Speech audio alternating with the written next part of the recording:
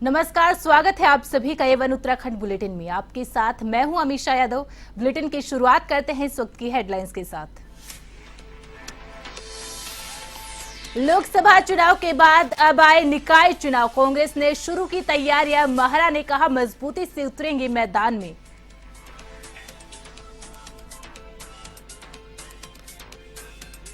चार धाम व्यवस्था के लिए बैठकें जारी। यात्रियों को अच्छी व्यवस्था देने का प्रयास। आईजी गढ़वाल ने तपोवन क्षेत्र का किया दौरा।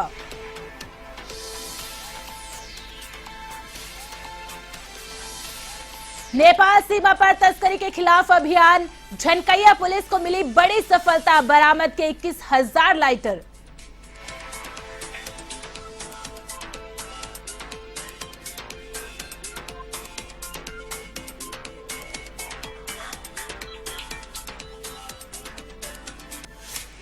चलिए रुक करते हैं खबरों का।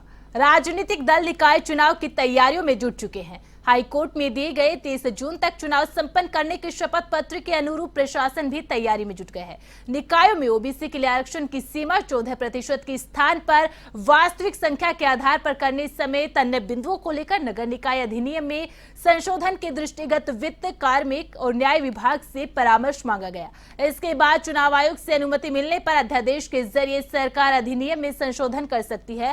कांग्रेस प्रदेश अध्यक्ष करण महारा ने भी कहा कि निकाय चुनाव के लिए कांग्रेस पूरी तरह से तैयार है। महारा ने कहा कि कांग्रेस पूरी मजबूती के साथ निकाय चुनाव लड़ेगी। देखिए, हम लोग अपने माइक्रो स्तर पर काम कर रहे हैं। पार्टी संगठन के अंदर इस पर चर्चा भी चल रही है। हम लोग अपना मंथन भी कर रहे हैं और चुनाव को बेहतर ढंग से लड़ने की रणनीति भी हम लोग बना रहे हैं। वहीं चार धाम यात्रा की तैयारी के लिए प्रशासनिक स्तर पर तैयारियां और बैठकें जारी है। देहरादून के सिटी एसपी प्रमोद कुमार ने बताया कि चार धाम को सुव्यवस्थित बनाने के लिए विभिन्न स्तरों पर बैठकें की जा रही है। उन्होंने कहा कि इसमें शहर की पुलिस और यातायात पुलिस की मुख्य भूमिका रहेगी। साथ ही कहा कि हमारी कोशिश है कि बाहर से आने वाले यात्रियों को अच्छी व्यवस्था मिले और उन्हें अच्छी कानून व्यवस्था दे।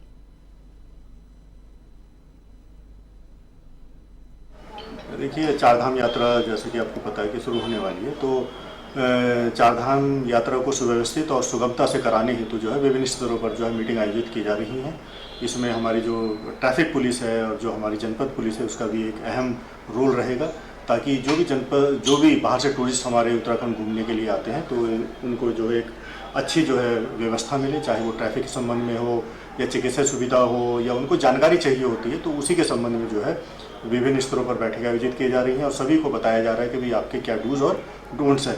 तो हमारा भी जो है यही उद्देश्य रहेगा कि अपने प्रदेश में जब है तो उनको एक अच्छी कानून व्यवस्था हम उनको दें और साथ में साथ जो है हमारी जो ट्रैफिक पुलिस है और बाकी जो जनपद पुलिस है वो भी उनको यहाँ से ट्रैफिक चलवाने में है या उनको यहाँ से निकालने में और आगे पहुँचाने में वो। चारधाम यात्रा को लेकर उत्तराखंड की मित्र पुलिस ने अपनी तैयारियां तेज कर दी है, जिसके चलते आईजी गढ़वाल करण सिंह नगनियाल ने पुलिस अधिकारियों के साथ गोष्ठी की। नगनियाल ने कहा कि चारधाम यात्रा पर यातायात को सुचारू रूप से संचालित रखना सबसे बड़ी प्राथमिकता है। साथ ही कहा कि ऋषिकेश के तपोवन क्षेत्र में 53 मोड़ है, जहां पर होटल रेस्टोरेंट होने के कारण जाम की स्थिति उत्पन्न होती है, जिसे सुचारू करने के लिए उन्होंने पुलिस अधिकारियों के साथ तपोवन क्षेत्र का भ्रमण किया है।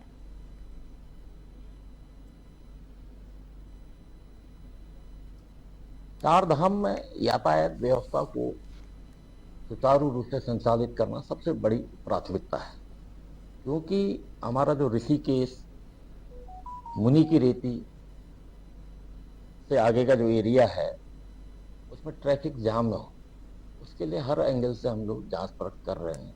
इसके लिए कल मैंने टिहरी, पौड़ी और देहरादून के अधिकारियों के साथ मुनि की रेती में गोष्ठी की और साथ ही वहाँ पैदल भ्रमण किया, ताकि किस रास्ते में किस तरह से छोटी छोटी ऐसी चीज़ें हैं जिसके कारण यातायात जो है ऑब्स्ट्रक्शन हो सकता है, जाम लगने की स्थिति आ सकती है।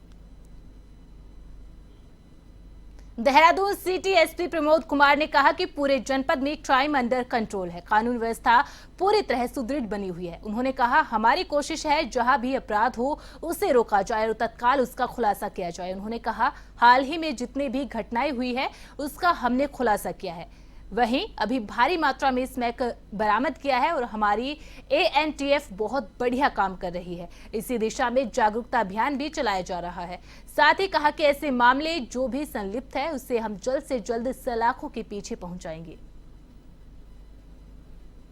बात है तो पूरे जनपद में हमारा क्राइम जो है बिल्कुल अंडर कंट्रोल है, कानून व्यवस्था भी बिल्कुल सुदृढ़ बनी हुई है और हमारा यही उद्देश्य है कि जहाँ भी अगर कोई अपराध होता है तो तत्काल उसका रजिस्ट्रेशन किया जाए और रजिस्ट्रेशन करने के उपरांत उसका जल्द से जल्द जो है विभिन्न टीमें लगाकर उसका खुलासा किया जाए और इसमें हम लोग 100% सफल भी हुए हैं। अभी हाल ही के दिनों में जितने भी बड़ी बड़ी घटनाएँ हुई, चाहे वो चोरी हो, लूट हो, सारी की सारी हमारी 100% वर्कआउट है। हाँ, कुछ अपराधी जो उसमें शेष बचे हुए उसमें हमारी विभिन्न टीमें लगी हुई और जल्दी ही हम उनको भी गिरफ्त में ले लेंगे।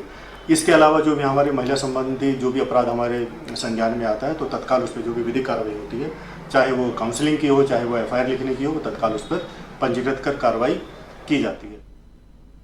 अवैध तस्करी के खिलाफ चलाए जा रहे अभियान के तहत खटीमा कोतवाली क्षेत्र के अंतर्गत थाना झनकैया पुलिस को बड़ी सफलता हाथ लगी है। पुलिस ने भारत नेपाल सीमा स्थित वन मोहलिया गांव के पास झाड़ियों से 21 पेटियों में रखी हुई 21,000 लाइटर बरामद की है, जिसकी कीमत लगभग 2,10,000 रुपए बताई जा रही है। 21 पेटियों के अंदर 420 छोटे डिब्बों में 21,000 लाइटर रखे गए थे।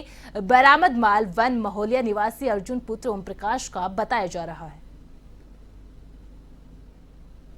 इस गश्त मामूल थी, पुलिस को सूचना मिली कि जो वन मोहलिया है सीमावर्ती जो हमारा गांव है राष्ट्रीय बॉर्डर पे, उस पर एक घर के सामने किसी झाड़ी में कुछ वो रखे हुए लाइटर कट्टू में रखे हुए हैं।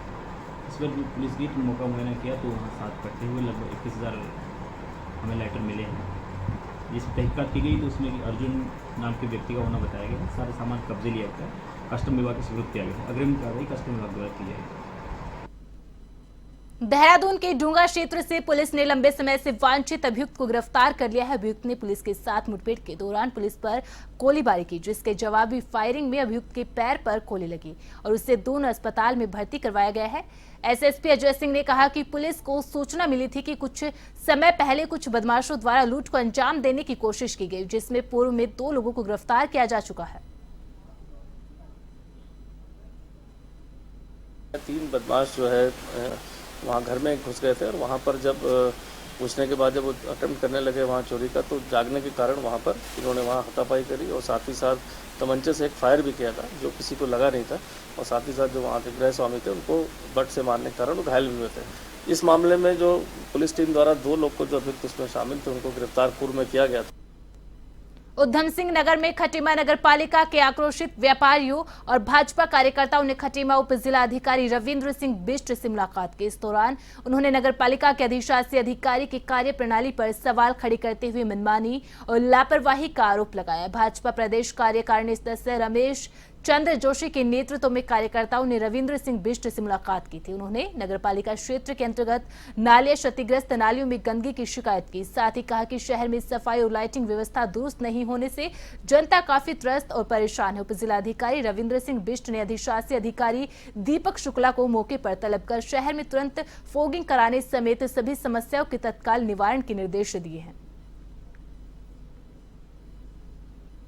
आज हम सब भारतीय जनता पार्टी के जो कार्यकर्ता हैं और नगरवासी हैं मिलकर के SDM साहब को हमने अवगत कराया कि जो खटीमा में मच्छरों का प्रकोप बढ़ा है और जो नालियां गंदगी पड़ी हुई है, फटी पड़ी है गंदगी से, उनकी सफाई व्यवस्था और मच्छरों के फॉगिंग मशीन आज चलाने का हमने जिलाधिकारी महोदय से कहा है और उन्होंने आज हमें आश्वस्त किया कि आज अभी और इसी समय से फॉगिंग मशीनें शहर में चलाई जाएंगी, जिससे मच्छरों से निजात मिले और जो नालियों जो बजा रही हैं गंदगी से उनकी भी सफाई का काम तत्काल।